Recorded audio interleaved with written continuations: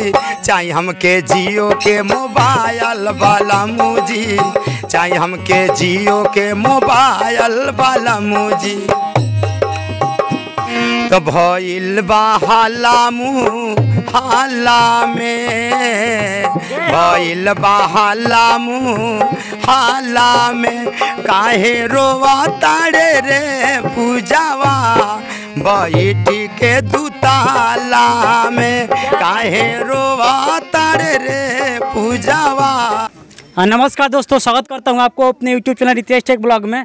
बहुत ही डिमांड के बाद आज हम फिलहाल पहुंच चुके हैं यहाँ पे इकबाल जी के पास में, जो आए दिन बहुत ही वायरल हो रहे हैं और YouTube पर इनका एक अलग ही जलवा देखने को मिल रहा है। तो आप लोग का कमेंट इतना रहा था कि अभी इकबाल जी का वीडियो बनाइए, तो हम आज इनके घर पे आ गए हैं और चलिए इन्हीं की आवाज़ में हम आज इनसे सुनेंगे जो भी कुछ ये बजाते हैं गाते हैं। और देख सकते हैं यहाँ पे इनके मतलब जो साथ में रहते हैं। तो सबसे पहले हम इनका नाम जानेंगे। सर, आपका नाम?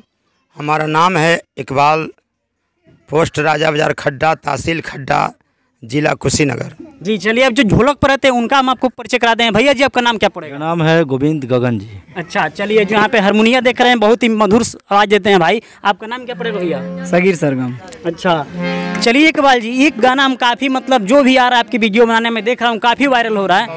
ये पूजवा के बारे में आपके क्या कहना चाहते हैं? मतलब क्यों पूजवा को मतलब परेशान किए हैं, क्या है इसका मैटर? नहीं, हम तो परेशान नहीं किए हैं। बहुत से लोग जो है पूजवा को कहे कि पसंद कर रहे हैं। हाँ, अच्छा, तो लोग बहुत से लोग गाना निकाले इस पूजवा के नाम पर। हाँ। कोई कहा कि पूजवा अपने ममहर गया, अच्छा, कोई कहा कि पूजवा मर गया, हाँ, हाँ, कोई कहा कि पूजवा जो है बदल गया। अच्छा। तो हमने कहा कि रहो भाई, हम भी एक बना देते हैं। अच्छा। तो पूजवा को हमने दो मंजिला दूतल्ला पर बैठा दिया। बैठा है तो कैसे बैठाएं, थोड़ा इसको अपने स्वर में एक बार जरूर गुनगुना के। ठीक है, ठीक है। देखिए भैया, इकबाल, ग्राम धनौजी और पोस्ट खड्डा, तहसील खड्डा और जिला कुशीनगर। भैया हम एक देसी कलाकार आप सबन के बीच एगो भोजपुरी गीत सुनाया जाता नहीं जी। तो भइल बा हाला मुँह हाला में, भइल बा हाला मुँह हाला में, काहे रोवा तारे रे पूजावा बैठी के दुताला में, काहे रोवा तारे रे पूजावा बैठी के दुताला में। आइए।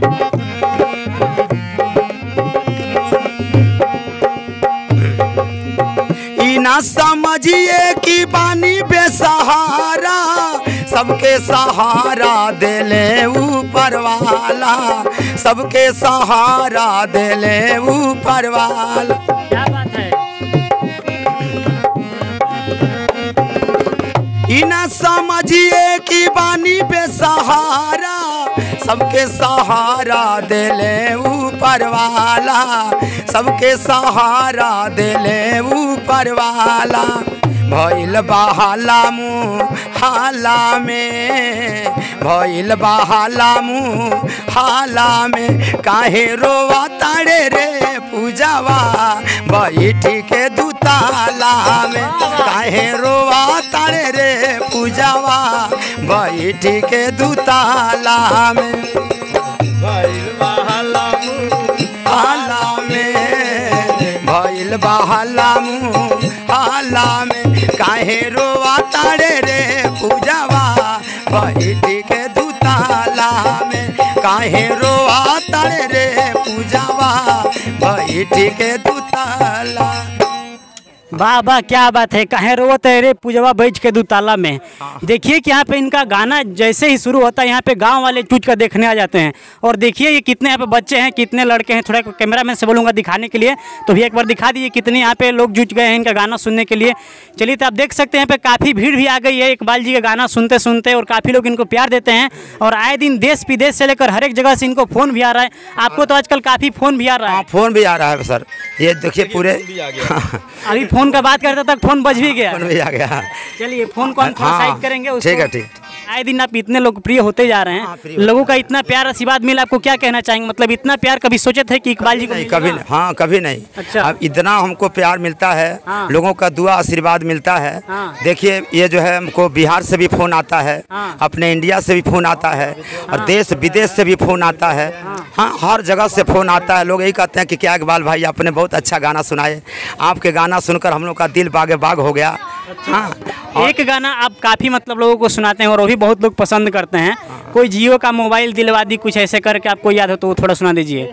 जियो के मोबाइल दिया दी, कुछ ऐसे गाना है आपका, तो हम चाहेंगे कि एक बार मेरे दर्शकों को एक बार आप वो सुना दीजिए गाना। ठीक है, ठीक है।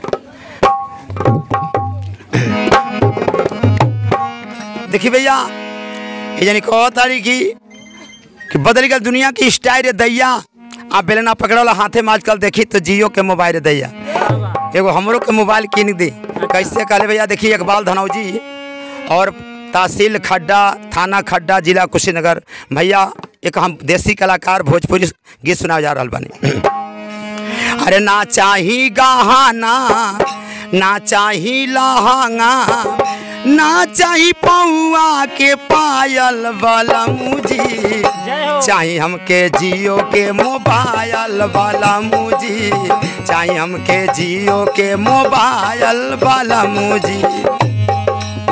ढेर दिन से आसारा लगल बा हमारा, ढेर दिन से आसारा लगल बा हमारा, ना चाही पौआ के पायल वाला मुझी, चाही हमके जियो के मोबाइल वाला मुझी, चाही हमके जियो के मोबाइल वाला मुझी।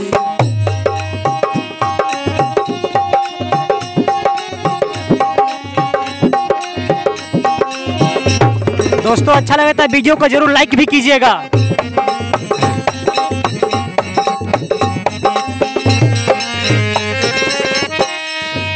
करब जब फोन सैया बोला बतियाब, दिलवा के दुख सुख तुह के सुनायब।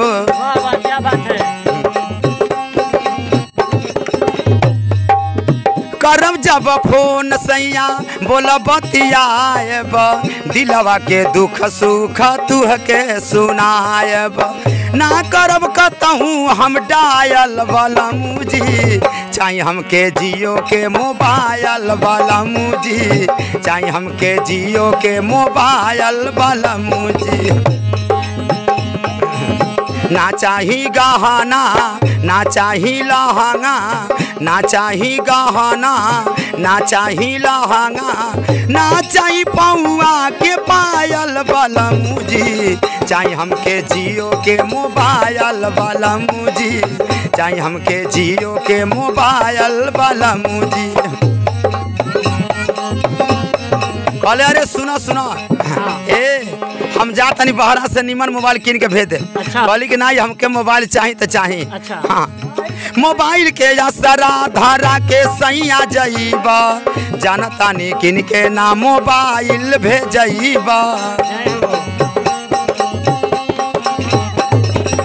जानता नहीं सैया। अगर रउआ चल जाता नहीं बहरा में, जानता नहीं मोबाइल नहीं ले आए। हाँ। ए मोबाइल के असरा धारा के सैया जईबा, जानता नहीं किन के ना मोबाइल भेजईबा, खाली मारता रही स्टाइल वाला मुझी, चाहे हमके जियो के मोबाइल वाला मुझी, चाहे हमके जियो के मोबाइल वाला मुझी। ना चाही गहना, ना चाही लहंगा, ना चाही गहना, ना चाही लहंगा, ना चाही पौआ के पायल वाला मुझी, चाहे हमके जियो के मोबाइल वाला मुझी, चाहे हमके जियो के। कहले बताओ पैसा नहीं बा तो कहाँ से मोबाइल किन दी? अच्छा। जियो के चाहे सैमसंग के मोबाइल कहाँ से किन दी? कहली पैसा नहीं बा तो सुनी हम बताओ तनी। अरे टूटल बा पौआ के पायल वाला मुझी, अब बेची के लादा मोबाइल वाला मुझी, बेची के लादा मोबाइल वाला मुझी, बेची के लादा मोबाइल वाला मुझी, बेची के लादा मोबाइल। वाह वाह वाह, क्या बात है, मजा आ गया ये गाना सुनकर। बेच के लादा पायल मोबाइल वाला। बेच करके मोबाइल आने। अच्छा, लेकिन मोबाइल चाहिए। मोबाइल चाहिए।